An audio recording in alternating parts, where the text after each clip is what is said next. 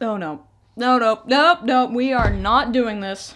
You don't understand, Sol. I am you from the future. Oh yeah? How far into the future? Sometime. I am from sometime in the future. Look, even my fidget spinners are from the future. And I am here to warn you that if you complete your ectocomframdibulizer, you will bring about World War XIII, so you must stop working on it so that the future will be protected. Yeah, alright, but if I make my ectocomframdibulizer, then I'll prevent World War XII, which means World War XIII won't happen. If I don't make my ectocomframdibulizer, then World War XII will happen, which means World War XIII will happen. And to be honest, I am really not in the mood for any sort of grandfathery, paradoxical, time-looping bullshit at this point. I have a review to get to. It's been long enough. All I wanted to do was a future timeline story with you. We'll talk about this later. Just go sit in the corner until I'm done. Alright.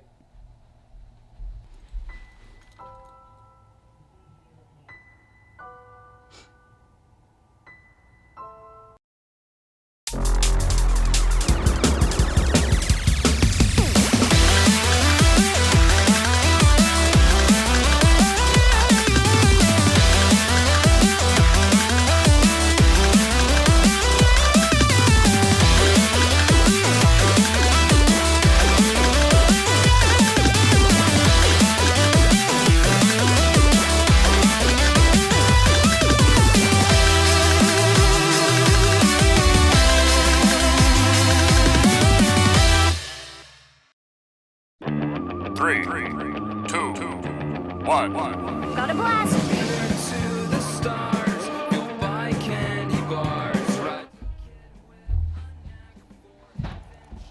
Hey everybody, Sol here. I have only one rule here. If it's animated, I'll comment on it. And, sorry about that. We're gonna continue brain blasting our way through the Jimmy Neutron franchise with a look at the movie's television-based offspring known as The Adventures of Jimmy Neutron, Boy Genius.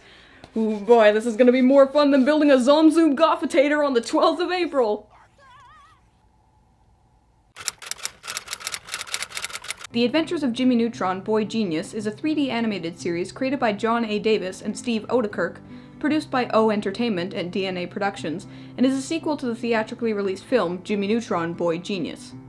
The series aired on Nickelodeon from 2002 to 2006, with a total of 3 seasons and 61 episodes, including 3 crossover episodes with Butch Hartman's Nickelodeon series, The Fairly Odd Parents. The series was intended to have a 4th season that would have explored the characters more, but it was cancelled due to lack of funds and the box office failure of DNA Productions' 2006 CG film, The Ant Bully, which ended up bankrupting the company. However, a second spin-off series was created in 2010 called Planet Sheen, starring the side character Sheen Estevez.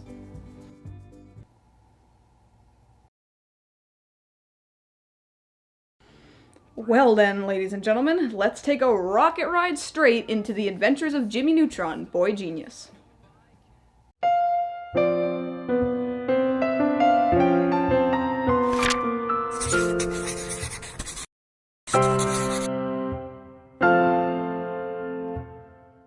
Considering how simplistic the plot of the original movie was, and no longer having a theatrical audience to impress, it's no surprise that the plot itself has been simmered down into a dull, rolling boil. But hey, that's not an insult. Some of the best soups in the world are made with a slow simmer.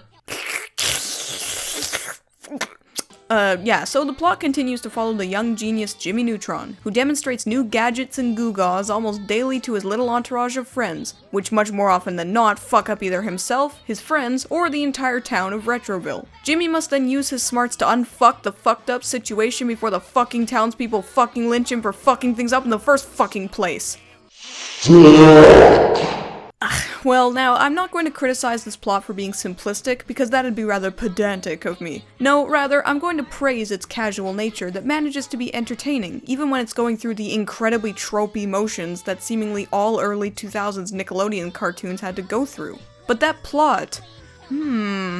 Well, I guess now I know why this show crossed over with The Fairly Odd Parents. Basically, you just take the plot synopsis of that show, replace magic with science, and there you go, they're almost exactly the same. Whatever. Being original is hard. What the fuck? Where did this come from?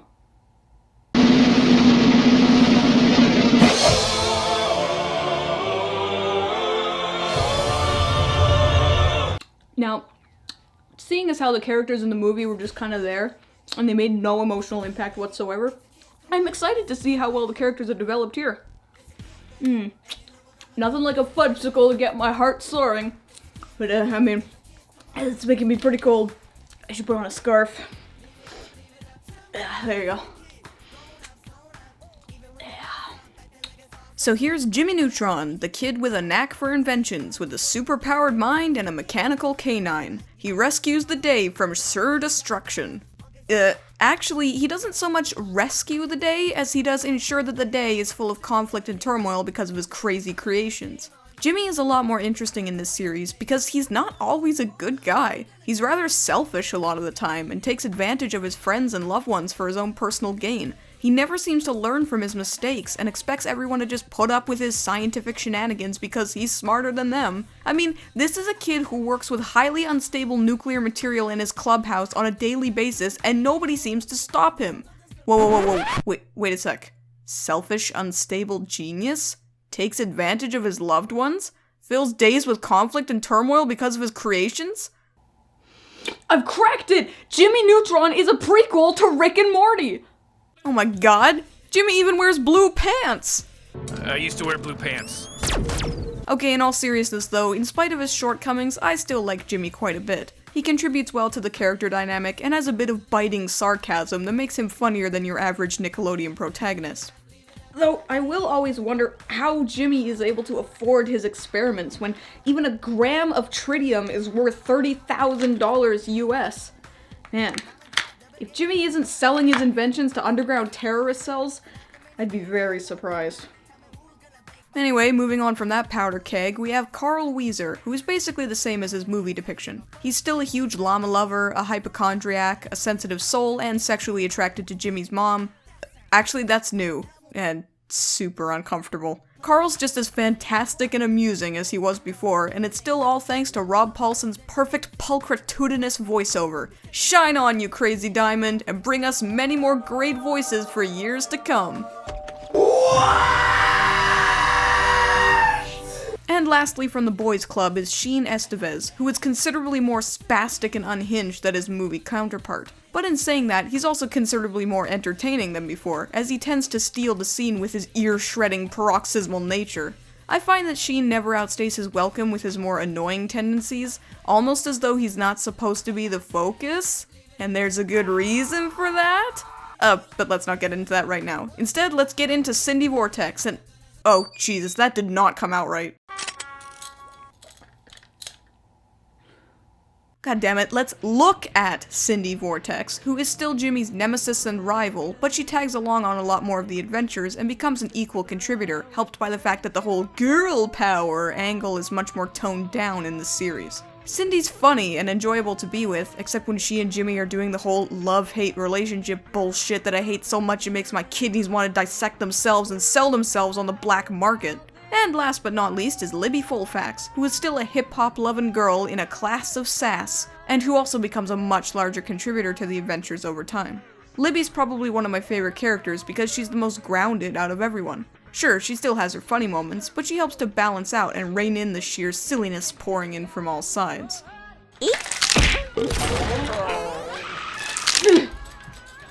Well, it's good to see that the characters are moving up the ranks in terms of enjoyability. And now that that's over with, I can finally continue to work on my ectocomframdibulizer in peace. Got it. Alright.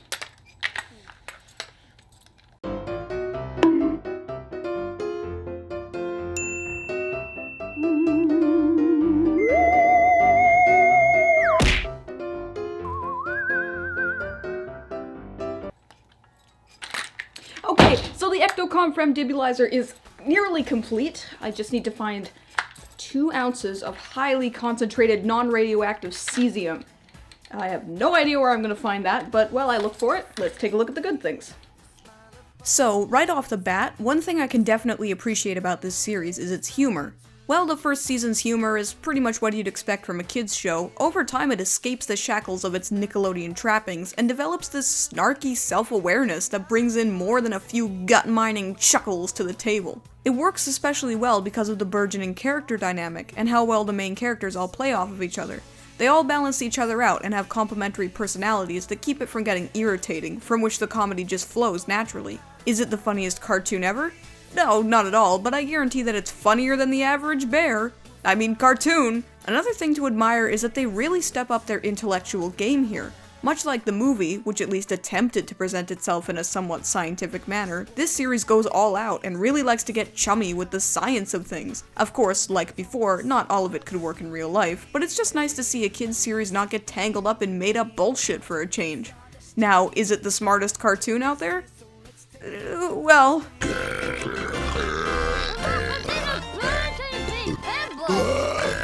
Slap, slap, slap, clap, clap, clap, slap, slap, slap. Totally singing, right in your face. No, it isn't, but it's the intention that counts here in my book. Besides, what's so great about being a smart show anyway? If you're smart, all people do is just post annoying copy pastas on every forum ever about how you have to have a high IQ to really enjoy the show. Well, technically you do need a high IQ to enjoy this series and Rick and Morty. Oh, and that reminds me.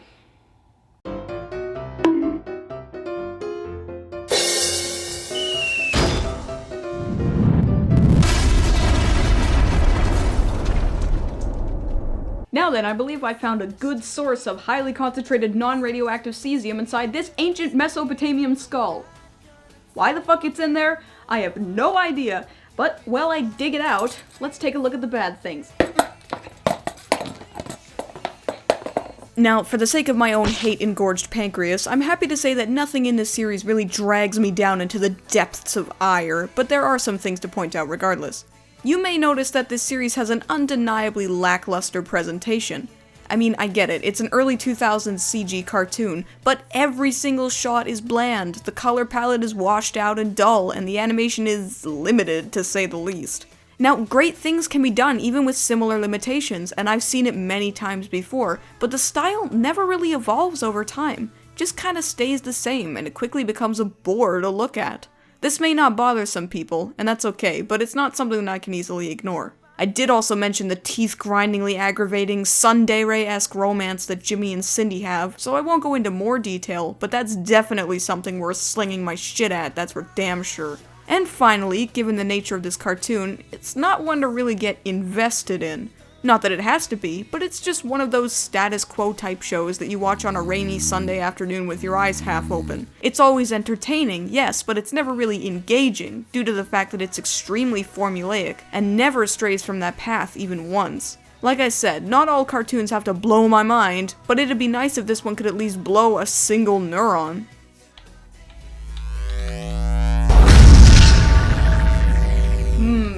Alrighty. Well, now that my is all done, it's time for me to go to the future and stop World War XII. Such a heavy responsibility that I carry, preventing the advent of all these deaths. But that can wait for now, because we have to look at my least favorite and favorite episode. Sorry, future troops. This is just too important. Now, there aren't too many episodes in this series that get my big stamp of savageness, but there is one in particular that's just... and that would have to be My Son, the Hamster. In this episode, Jimmy accidentally swaps his head with Carl's hamster's head. Then the inevitable comedy ensues. So I dislike this episode not only because it's a poor man's version of the movie The Fly, but it's also just... creepy. Seeing Jimmy's big head on that fat hamster's body gives me that weird, clammy, grapey feeling in the back of my throat that you feel before you're about to puke. Still though, this episode is entirely harmless in the grand scheme of things. Okay, we're almost there, everyone. My favorite episode is The N-Men. In this episode, Jimmy and his friends get superpowers after accidentally passing through the Van Patten radiation belt. They decide to become a fabulous team of superheroes, calling themselves the N-Men, or The Fantastic League of Justice-Bringing Avenging Men. Excuse me? And 2 girls. but their friendship is jeopardized after they fail to get control of their powers. So I like this episode, mostly just because of the fact that I'm usually fond of episodes where the main characters get superpowers. I just like the idea, and think the execution is pretty amusing overall. Especially all of Cindy's orange jokes to Jimmy's, those are pretty funny. The Adventures of Jimmy Neutron, Boy Genius isn't gonna make you fall out of your seat in amazement or anything like that, but for what it's worth, it's very entertaining, and it's a lot of fun, very amusing, and it can be enjoyed well into your adult years. It's got some genuinely fun characters, and it makes it a nice little treat to watch. From here to the stars. I give The Adventures of Jimmy Neutron, Boy Genius.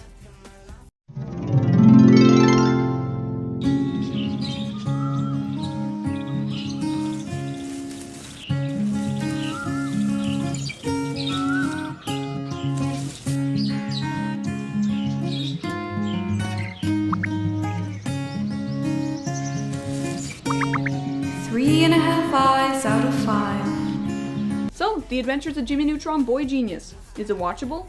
I would say that it is, but like I said, the overall presentation is pretty dull. Is it enjoyable? I would say that it is, especially some of the more funny moments, but don't expect your ass to disappear into your couch with amazement or anything like that. Is it memorable? Well, for a while the property went quiet, but in recent years it's since been revitalized on the internet and it's gained a new special place in people's hearts, because anything can achieve immortality with the power of memes! And so, the time has come, my friends. Time has come for me to go to the future and stop World War XII. I don't know if you'll ever see me again, but this is far too important for me to not do. So, this is goodbye, my friends. I will see you later.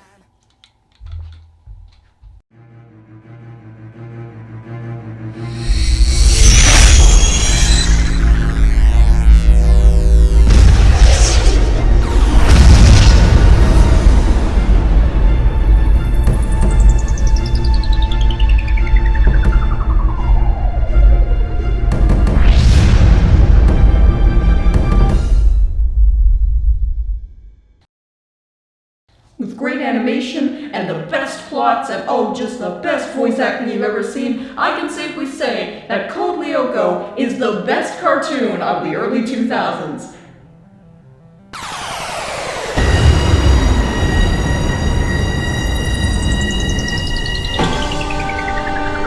Future Sol! Yeah? I've come to the future to prevent you from starting World War XII. Why would I want to start World War XII? World War XI only lasted 2.5 minutes. Because I know. You're about to review something that fills you with so much rage that you start an intercontinental war. Oh yeah? What's that?